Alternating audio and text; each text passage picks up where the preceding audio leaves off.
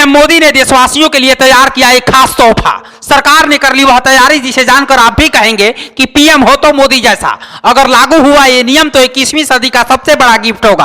अगर ऐसा हुआ तो पेट्रोल डीजल की कीमतों में भारी गिरावट होगी। आज के समय में जब पूरा देश महंगाई की चपेट में है, देश की जनता त्राहिमाम कर रही है, पेट्रोल डीजल की कीमतों ने आम जनजीवन को अस्त व्यस्त कर दिया है। ऐसे में मोदी सरकार ने भारत की जनता को राहत देने के लिए, पेट्रोल डीजल की कीमतों को कम करने के लिए एक खास प्लान तैयार किया है और जल्द ही इसे लागू किया जाएगा, जिसके आने के बाद हर भारतवासी खुशी से गदगद हो जाएगा। इस रिपोर्ट में हम बताएंगे कि क्या है मोदी का ये प्लान और भारत के हर नागरिक के चेहरे पर यह कैसे खुशियां बिखेरेगा। इससे पहले आप इस खुशखबरी को अपने दोस्तों को पहुंचाइए और इस खबर को शेयर कर दीजिए। दरअसल मोदी सरकार ने पेट्रोल डीजल को जीएसटी के दायरे में लाने की तैयारी कर ली है। जीएसटी को लेकर हुई बैठक में पेट्रोलियम मंत्री हरदीप सिंह पुरी ने इसका ऐलान कर दिया है कि अगर पेट्रोल और डीजल को जीएसटी के दायरे में लाया जाए तो यह बेहतर होगा। दरअसल बढ़ती महंगाई में पेट्रोल और डीजल की कीमतों को लेकर त्राही त्राही कर रही आम जनता को लेकर ऐसे कई अर्थशास्त्री भी पेट्रोल डीजल को जीएसटी में शामिल करके इनके दामों में गिरावट की मांग कर रहे हैं। आज के वर्तमान समय में जिस तरह से डीजल पेट्रोल के दाम आसमान छू रहे हैं, दिन प्रतिदिन इसमें बढ़ोतरी ही होगी। आम आदमी के लिए तो पहले से डीजल पेट्रोल की कीमतों ने जिंदगी जीना मुहाल कर दिया है। ये हम इसलिए कह रहे हैं क्योंकि जब पेट्रोल डीजल के दाम बढ़ते हैं तो खाने पीने के सामान के भी दाम बढ़ जाते हैं।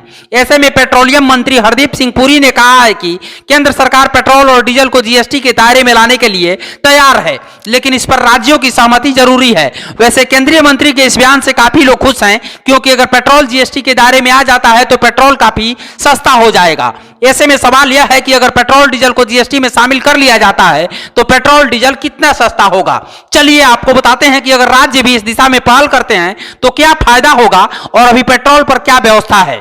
पेट्रोल और डीजल की कीमतों में लगभग 50% टैक्स होता है। कई राज्यों में तो यह आंकड़ा 50% से अधिक है। ऐसे में अगर एक आम आदमी समझना चाहे कि उसने 1 लीटर पेट्रोल पर कितना टैक्स दिया तो इस उदाहरण से समझ सकते हैं।